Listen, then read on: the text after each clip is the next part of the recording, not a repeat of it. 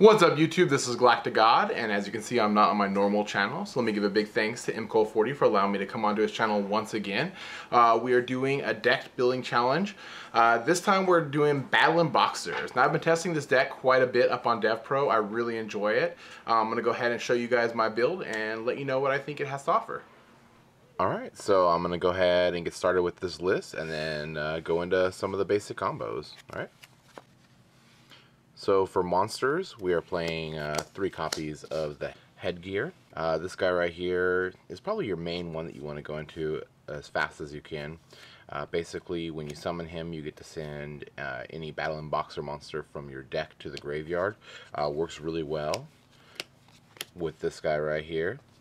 The Battlin Boxer Counterpunch. He's kind of like your Colute of the deck.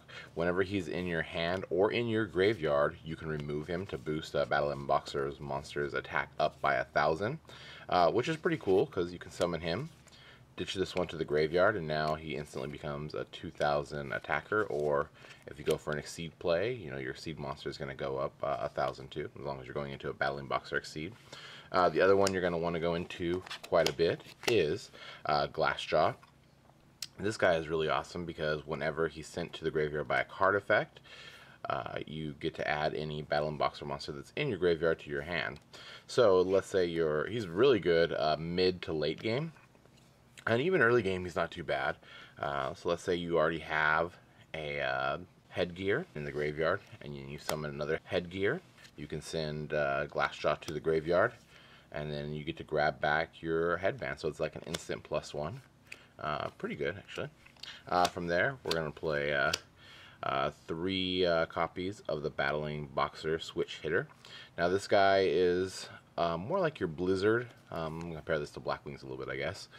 Whenever he's summoned, you can go ahead and then special summon any Battlin Boxer monster from your graveyard out to the field. After you use that effect, you can only then special summon Battlin Boxer monsters for the rest of the turn for special summons. So if you normal summon him and then special summon out a Glassjaw, for example, you can still go into an Exceed, but you can't make any Exceed. It's going to have to be a Battlin Boxer Exceed at that point, for at least for the rest of the turn. But it's still pretty good. You can go normal summon, special summon, hit 15, hit 2k, do 35 damage, then go into your Exceed play. So, pretty cool. From there, playing 2 copies of the Battlin Boxer Spar. His effect is good. It's whenever you have a Battlin Boxer monster on the field, you can special summon him. The drawback to using this effect is that you have to skip your battle phase. So optimal first turn play would be something like normal summon Battlin Boxer Headgear. Use his effect to ditch maybe a Counterpunch to the graveyard. Then go ahead and special summon out your Battlin Boxer Spar. And then you can go ahead and Exceed on up for first turn since you can't attack anyways. At least that's what I would consider a pretty good opening hand. From there, you can go ahead and we have 2 copies of Summoner Monk, 2 copies of Goblinderberg. This is just to help us go for Exceed plays. We have a lot of different kind of spell cards in the deck, so Summoner Monk is usually live, and then of course Goblinderberg to kind of help us, you know, reach for those Exceed plays as well. And then I play the 1 copy of Gorz. Alright, so for spell cards, we have Reinforcement of the Army, obviously. Everybody in here is a warrior, so works out pretty good. And then we have 1 copy of the Warrior Returning Alive. Both these cards are usually always really live. If for some reason your Warrior Returning Alive isn't live, you can usually dump it with Summoner Monk, so kind of makes it multi-versatile. From there, we're playing 3 copies of Dark World Dealings. Some people are like, every time I play this card, you know, on DevPro, or even when I start playing with my buddies, they're like, what the heck, are you playing Dark World? And I'm like, no.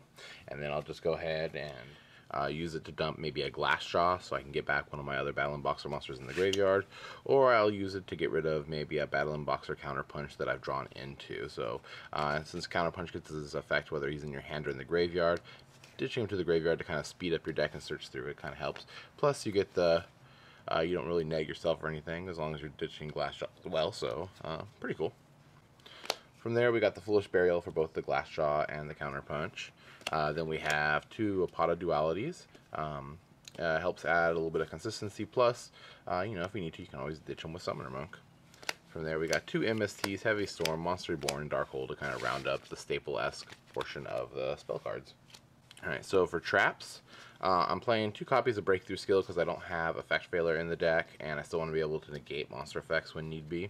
I also have Mirror Force, 1 Torrential, Bottomless, Compulse, and then the Warning. I really feel like traps, especially this format, are really kind of just a player preference. I like to start out with a nice variety of them in the main deck, just so that I can fill out what deck I'm playing against and then adjust my traps accordingly to whatever that deck is.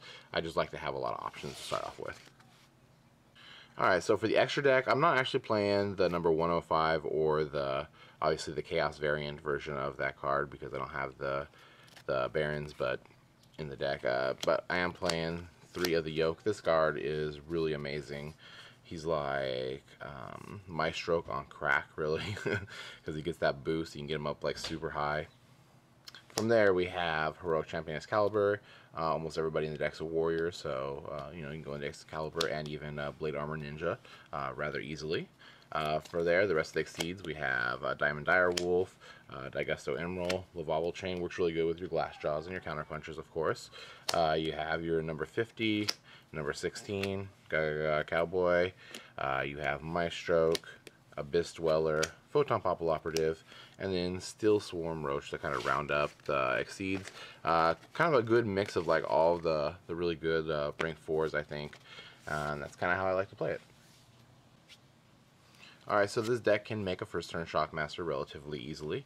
What you do is you would just start off with your Goblin Deburg or Summoner Monk, either or would be fine.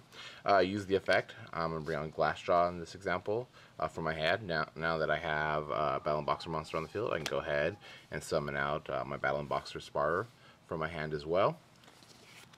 Quick, easy, right into your Shockmaster.